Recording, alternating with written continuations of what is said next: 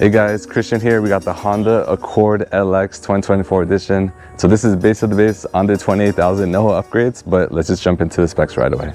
So MSRP on this is right under 28,000. Engine is an inline 4-cylinder 1.5 liter turbocharged. Transmission is a CVT and it's for front wheel drive. Horsepower is 192 horsepower, 192 torque. Surprisingly, it's the same number. Usually it's pretty different. I know at those numbers you might expect a little bit more oomph, but 0 to 60 is 7.3 seconds.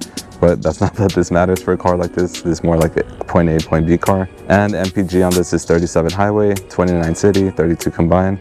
And the weight of this is right under 3,300 pounds.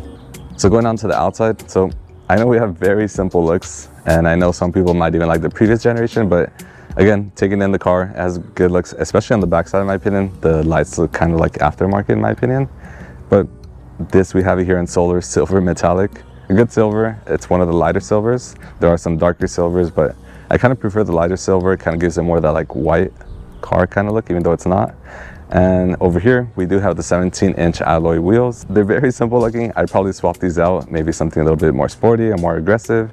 Black them out, of course, too, kind of to complement the silver. So we have the full LED headlights, as they call them, on the front. I guess they're kind of longer, so it kind of gives the car more of like a horizontal look, a little bit wider look. We have the front grille, the big Honda logo on the front. On the bottom, you have, of course, the rest of the bumper. Also the splitter, I guess, if you want to consider that, but it's just simple looks. The front is not bad. I would definitely do like the back, so once we get there, you actually see why. Onto the back, so we have the nice LED tail light that goes all the way from left to right. I guess it's a newer look where instead of just having two separate tail lights, it just kind of diffuses into one big one. And I do like the blacked out look that they add. It's just very, I feel it's a lot more aftermarket. Some people might not like that. Maybe some people like it like more clear or like a white, but I think the black makes it look very much more aftermarket, more sporty. So it's a good touch by Honda. You have the Honda logo and of course the Accord logo down here. There's really not too much back here, but I think the back is kind of my favorite point of view for this car. And then going on to the trunk, so you simply just have the key in your pocket and you can just open it by going to the handle right above the license plate. And you do have a nice 16.7 cubic feet of space. This actually has a Accord little plastic cover, so in case maybe a liquid spill, but below that, we have one more cover. And if I can actually lift that on this side, you see we have obviously the usual tools, or if you got to put gas as well too, but you think maybe there's no tire back here, but simply if you can lift this somehow, which I'm sure there's a handle back here, and you see me struggle a bit, but there is a wheel down here in case you're wondering. So in case maybe you're stuck on the side of the road, you can definitely get yourself out. But yeah, nice 16.7 cubic feet of space. Let's do the trunk challenge real quick. So now that I'm back here, it's actually pretty roomy. I wouldn't expect this much space, but it is an Accord, so you have a lot to take to either the airport or anywhere you gotta go, maybe groceries, go to Costco or anything like that, you'd be completely fine. You gotta bring down the seats. You have the little handles right here too. You could just pull that and bring down the seats. But overall, really good space for an Accord or anything you gotta do. So back outside, if you gotta bring it down, unfortunately this one doesn't have the automatic to bring it down. Simply just grab the handle or from the lid as well too. Just bring this down and just simply close it just like that. So going on to the side of the car, so I'll show you the key real quick before we get inside. So on the back side, we have the Honda logo, just simple Honda logo. And on the front side, we have the lock, the unlock. We have the hold to unlock the trunk, the panic button, and then you also have the remote engine start. So to do that, simply press the lock button once, hold the remote engine start, and it should turn on within a couple seconds. And there you go. And the car's on at this point. That actually took a couple tries, but we got it this time at least, so yeah.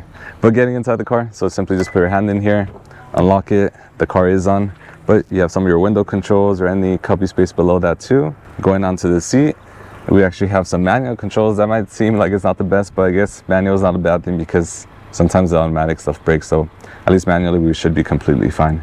And we have simple cloth seats, but going on inside the car, I'll actually show you a little bit more. So once inside, we have the steering wheel right in front of us. We have the 3-spoke steering wheel. We could actually see we have the usual music controls on the left, and on the right side more of the steering assist or lane keep assist or other things you might use. There's a nice wheel, and then on the screen on the back, nice colored screen. You can actually mess with it a bit, so maybe you like this 2 little circle design on the back, or you can actually change it. If I go into the settings real quick, going one by one, but you'll see you have all the seatbelt. You can actually see the seatbelts, which is kind of nice if maybe you have your kids in the back, you don't know which one has your seatbelt not set up, which usually will just tell you that the seatbelt is one of them is not connected, but this one would actually tell you which one it is. That's a nice thing to do. Your oil life as well too, your safety stuff, which we talked about. You could just simply have no content, your brightness, the vehicle stability assist, which is kind of surprising.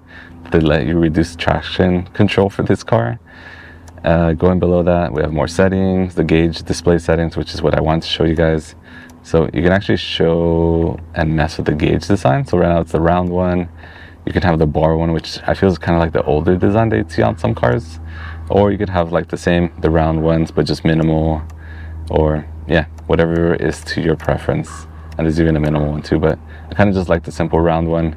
We'll leave it as is. So going on to the display, we have a 7-inch display. It's actually touchscreen. It's actually nice because it has a good blend of physical controls and touchscreen controls. The reason I say it's good to have physical controls, and I might sound like older for saying this too, but I think it's kind of nice when you're driving. Maybe you want to adjust the audio, maybe not from the steering wheel, but from up here, you can actually like physically feel it. You can actually turn it compared to like, let's say a touchscreen, which again, it's really nice to have a touchscreen, but you know, if you accidentally press the wrong thing, you might, I don't know, turn on the seat heater, change the song.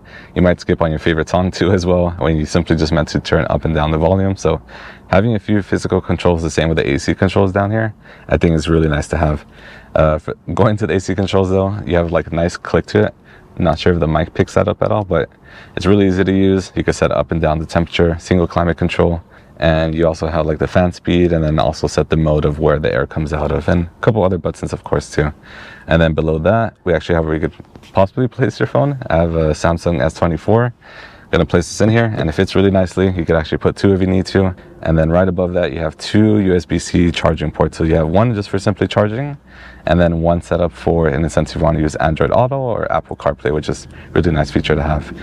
And then we have this cup holders, which I want to just start testing this more. I know most water bottles will, let's say a Costco water bottle or any small size water bottle will fit in these. But I want to test like a 40 ounce, and I just continuously just use this one. It's a Hydro Flask 40 ounce. It's a little bit wider. I will probably throw the numbers on the screen of how wide it is, circumference or whatever the diameter. But if you put this in here, kind of doesn't really fit on the back one, kind of like falls over on its own. The front one does kind of hold it a bit, but I feel like at a high speed, it will probably fall over. And then where you normally would put your phone, I guess it would temporarily hold it.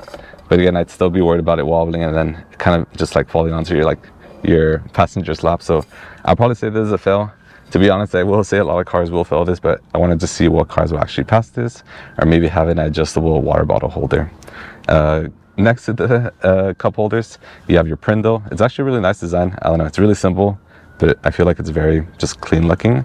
Below that, you have your Econ button, which you could turn on and off. You have your auto off and on if you want to turn that off simply. Some people will just simply always have it off. I know some people like it, some people don't enjoy it. You have your parking brake as well too, and then the brake hold too, which I think is a nice thing when you're simply at a stoplight or a red light or anything like that. Just simply push in the brake, it'll show it on the screen, a little hold, and it just simply holds the brake for you. And then a really nice feature about this, I guess when you're simply just driving, maybe you're resting your arm here, maybe driving with one hand, or simply placing your arm here for your passenger too. It's really plush. I guess you gotta just try it and see it, but it's really comfortable just resting your arm here. But opening up the where your glove, not the glove box, but where you simply rest your arm, you have some space here. You have a 12 volt if you want to charge anything in here as well too, but just nice space in case you need that as well too. So going on to the back seat, so the Accord is one of the bigger models, so if you need more space than a Civic, I definitely recommend the Accord. Yeah, if you see my new room, it's really good. I'm comfortable. These are the cloth seats, but in my opinion, it sometimes feels like the cloth seats are more comfortable than even the leather ones. And also in the, I guess like the heat, you don't have to worry about like getting burnt when you sit down on these. But simple black seats, can't go wrong. You could also pull this down if you need to. You could put your 2 cup holders and maybe just a little bit more nice ride here. I will say I wish they added vents back here, because if you look at the center here, there's actually no AC vents, but that's completely fine, no screen. But I know at this price, being one of like the base prices for the LX, can't go wrong. Completely comfortable. I think if you need to fit 3 adults, maybe a little squish, but you'd be completely fine. 2 adults back here, I think you'd be really comfortable. And I think the ride is also really smooth, as you'll see when we get to the driving portion. So driving this actually drives really nicely. I know they actually like kind of worked on the suspension, the front and rear suspension, to try to kind of make this smooth, and I think it does feel smooth. Freeway speeds too. It's pretty quiet too. I get the tiniest bit of wind noise on my window here, but that might just be specific to this model, maybe just how they tighten things up. But I think it drives really nicely, smooth for sure. If you got to go on long road trips, this would actually be a good car for that too, and efficiency, so can't go wrong with that either. Getting into the audio of this car, so it has a basic 4-speaker 140 or 160 watt system. It's pretty basic. If you can, I guess you could upgrade to the Bose upgraded system, which I'd probably recommend that. There's nothing wrong with the audio, it's just, I guess I'd want a little bit nicer, but again, at this base price you can't really go wrong with anything. There's a couple safety features. I actually don't know all of them. I know there's like the lane keep assist, there's like the front collision warning. There's quite a bit of standard options. I'm just gonna throw them on the screen. You could actually look at them. So I'm glad that Honda and other car manufacturers have been making a lot of safety things just standard now, which again just benefits everyone. All right guys, that completes my review for the Honda Accord. All right guys, that completes my review for the Honda Accord LX 2024. Again, I just want to simply just highlight, I know this is a base model LX, you probably want more features sometimes, and maybe a bigger screen on the inside or whatever it may be, but I think for this price, you get a lot of space, good point A, point B car, good reliability, good MPG as well, of course, too. But yeah, that kind of completes the review. And again, thank you guys for watching. If you liked the video, like, subscribe, watch future ones. We're actually almost at 1 million views, which I know I haven't posted in a while, but again, thank you for always watching, and until next time.